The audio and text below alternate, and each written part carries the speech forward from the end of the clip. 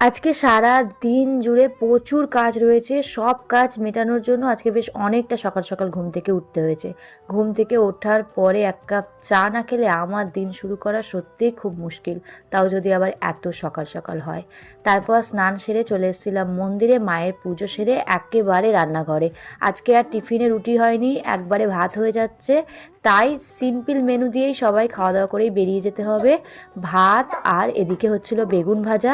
তার মধ্যে বাবাই উঠে গেছিলো, ওকে একটুখানি খেজুর দেওয়া হয়েছিল, সেটাই রোদে বসে বসে ঠাম্মির সাথে গল্প করছিল আর খাচ্ছিল।